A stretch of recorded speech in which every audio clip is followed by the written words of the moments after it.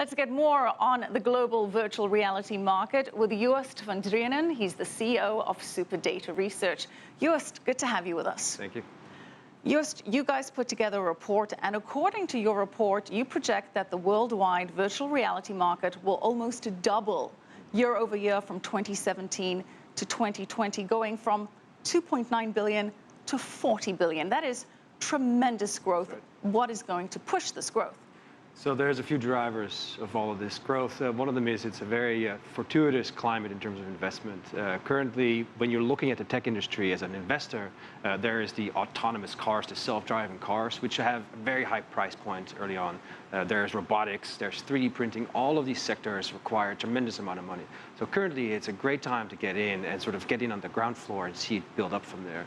What that's going to do is propel, an infrastructure, a hardware market, if you will, that's going to be accessible to consumers worldwide. One of the big key drivers there is that mobile will be a fantastic platform for consumers, if you will. And then from there, content and innovation will drive further growth. So over the next 5 years, we're very bullish on virtual reality. Well, you mentioned mobile, and I know you have the Oculus set that retails for about $600, and you need an expensive PC to boot. But as you mentioned, you can get these attachments that you can put on your Samsung smartphone.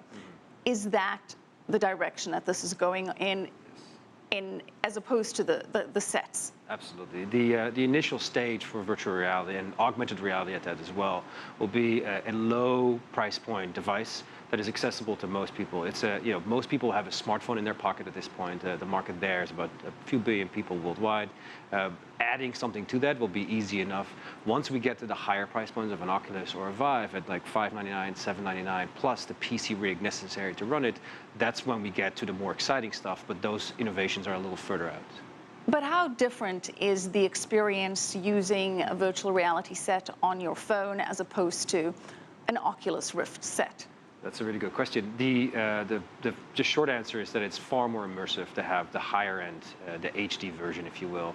It allows to do much more in terms of input devices. It allows you to connect online and so on. Whereas a mobile-based, either a premium mobile or more of a low-end sort of, the goggles that Google put out, for instance, those are more like fun sort of party favors, if you will, but much more accessible. And according to your report, in 3.5 years, by 2020, 16% of US households will have a virtual reality device. Do you mean that as an attachment to their phone or something else? Initially, their phone.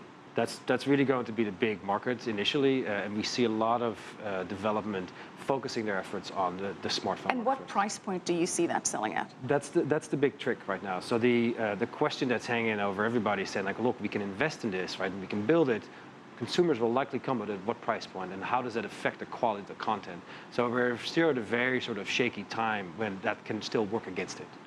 But is there enough consumer awareness? Do enough people know about virtual reality that are not going to these tech exhibitions or not very immersed in the tech world? How do you get this mainstream? That's a good question, too. So the consumer side is, of course, wildly unaware of most of this, right? So what we see is companies like Sony doing an excellent job promoting the PlayStation VR. Facebook, of course, has itself put the timeline out for like 5 to 10 years before its Oculus really becomes a mainstream device. But already this is a consumer-facing company. They're working very hard to making this well-known. Now, other than gaming and entertainment, what are the applications that you see really taking off for virtual reality? The applications beyond gaming, which we believe will be the bulk, about a third or so by 2020. Initially, that share is much greater.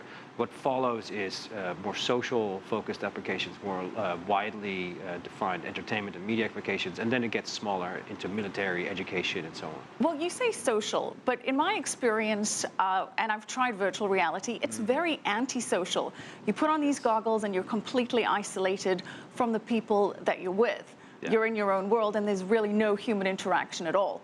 Do you see that as a challenge? Yeah, absolutely. So that's a design restraint, right? So currently, the market, in terms of the development side, is trying to figure out questions exactly like that. How do we make this a cool device that people can share in their home and do it with others? And you're right that right now it seems from the outside as a very asocial. You'll see pictures of people on the subway with goggles on their face, sort of isolating themselves from the crowd. And that's a temporary stage, in the same way that phones used to be very met by skepticism. Over time, we expect things like a Tinder in VR, for instance. A Tinder in VR, wow, that's going to be a crazy application. We're going to have to leave it there. Thank you so much, Joost van Dreunen, CEO of Superdataresearch.